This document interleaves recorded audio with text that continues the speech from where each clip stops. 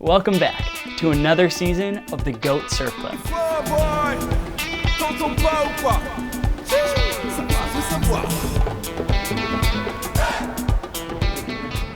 Before we begin, let's have a quick recap. In high school, me and my two best friends loved surfing. We formed a surf club between the three of us, and after about 5 years of not seeing each other, we took a surf trip to Morocco, where we got stuck there because of COVID. We made a documentary series about it and kept the good times rolling, launching season 2 in Ireland, where we met up with reforestation and sustainability experts while traveling along the coastline in a van searching for waves. In this adventure with the Goat Surf Club, we head to Senegal to find waves along the West African coastline, get up close and personal with trash, listen to some jazz, and even get caught in some pretty dangerous situations. But more on those later. For now, let's meet the crew. Hey, I'm Rue. I'm the one behind the camera for most of this video. I'm sort of the documentarian of the Goat Surf Club, hoping to share a positive outlook on some of the problems that face our environment by lifting up others doing great work in the world. It's our 3rd season of this, and I'm still unable to grow adequate facial hair, but I'm trying.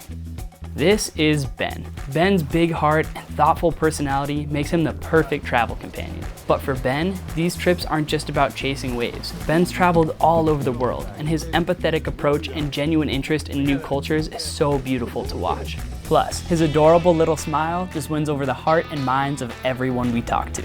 This is Thomas. Thomas's passion for creating a clean planet is so contagious, not only on these trips, but in his day-to-day effort to minimize his own environmental impact. As the only French speaker of the group, Thomas became our point person in a lot of our interactions with others, which, despite his giant, nearly 7-foot tall body towering over everyone we talked to, seemed to work out pretty well. All right, now that you know who we are and what we're about, let's kick off this story in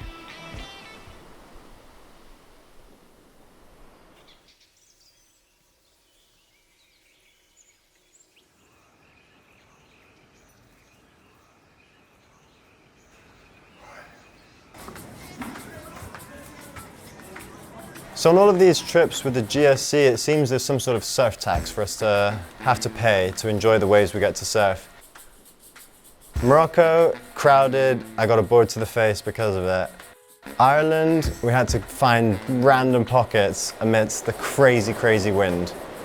Here, oh, you know, nice near equatorial location, year-round swells. We thought we were in for an easy one. Sea urchins, jellyfish, here to sting, here to spike, left, right, and center. We are constantly getting stung by jellyfish. Getting stung by these jellyfish are brutal. It hurts. On this next clip, I'm explaining to Thomas what had happened when I was filming from the water. Dude, so I come up from under the wave and a jellyfish stings me right in my face. I had to pull the stingers that were wrapped around my neck, pulled it off my face, and threw it into the ocean. Oh, I'm flabbergasted. On your face, mate? Yeah, man, I was clawing at the stingers, trying to get them off me. It was nuts. I guess it's all worth it for some pretty good waves.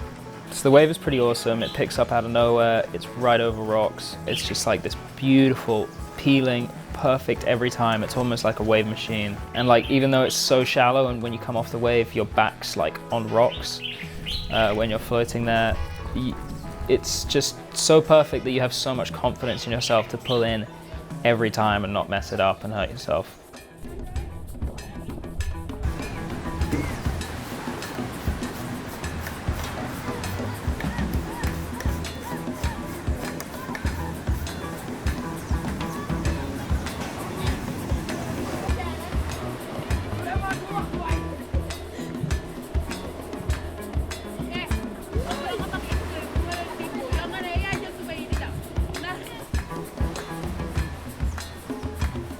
Although there weren't many local surfers out, the jellyfish still did a pretty good job at making this place feel crowded.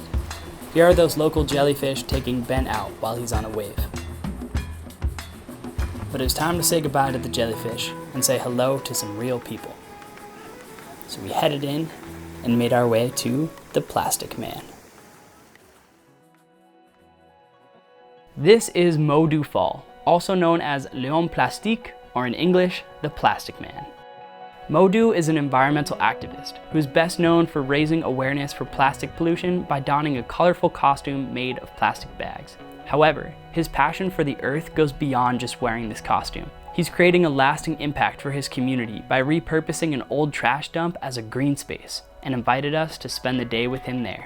Tous les pneus que vous voyez ici, donc on l'a récupéré aussi dans la nature. Montrer aux d'autres gens que donc, les pneus peuvent nous servir d'autres moyens d'utilisation au lieu de les brûler. Ouais. Allez-y, on y va à l'intérieur. Ça, c'est une sorte de balançoire, vous voyez. Vous voyez. Est-ce qu'on peut l'essayer? Ouais, ouais, ouais. What happens with the chairs? So the chairs get given out to schools and other organizations for free. And he saw a guy that makes these and got some inspiration from him, and he gets inspiration from Pinterest and other things. And so this is his creation, a rocking chair made out of tires. Petit espace là, donc on a créé quelque chose donc vraiment de magnifique. Donc, merci beaucoup. Celui-ci ou celui-ci? Ça dépend. Merci, voilà, merci. Merci beaucoup. Voilà, merci. Donc en ce moment-là. Il faut parler de Dieu. Il faut parler de Dieu. Bismillah. Il faut parler de Bismillah. Bismillah. Voilà. Bismillah.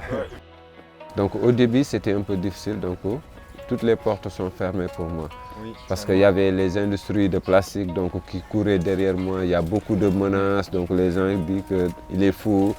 Donc les industries te menacent et tout ça. Mais aujourd'hui, donc c'est eux-mêmes donc, qui m'appellent donc, pour que je vienne à leur...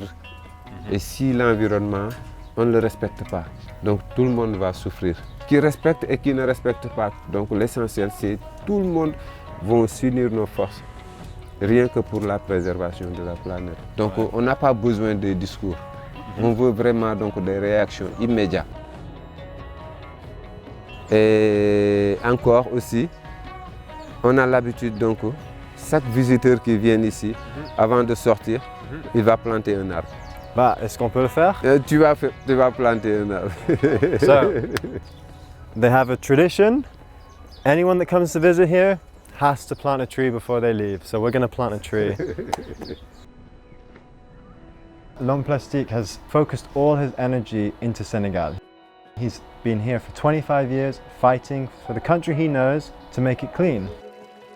And what he made me realize is they've got the solutions here. They know their country, they know what they need to do, and you just need the action, you need the authorities to get behind it, you need the communities to get behind it. But all the solutions are here. Trust the people that know the land in which they live. Yes, the issues might be different in different countries, the solutions might be different in different countries, but we all have this connection with nature and this desire to make it better, so that feeling of togetherness, being on this fight towards climate positive action was what I felt today. It appears to us that this community is so committed to this man and what he's doing with his work, and everyone seems to love him. Like we've had just random people coming up to us telling us how fantastic he is and how much the community loves him, and planting all these trees and taking the plastic away and having his garden. Everyone seems to love it. It's amazing. Donc de plastique comme ça. Vous voyez? When he turns 20, he'll just be covered in plastic like this. C'est ça. Donc raison pour laquelle on est en train de se battre vraiment pour avoir un décret d'application qui nous permette vraiment de barrer la route donc tous ces déchets. L'Homme de Plastique can make a real impact in his community, and clearly he's impacting all of Senegal because everyone we talk to here knows who this guy is. Yes, issues are global, but you can seriously impact your community locally, and that can have a ripple effect.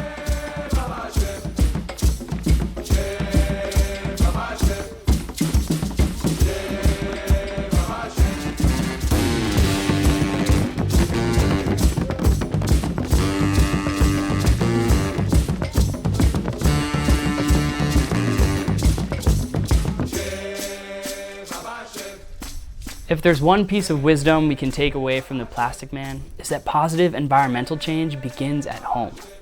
We sometimes just have to be brave enough to take that step. And that concludes our time with Modou Fall, aka the Plastic Man.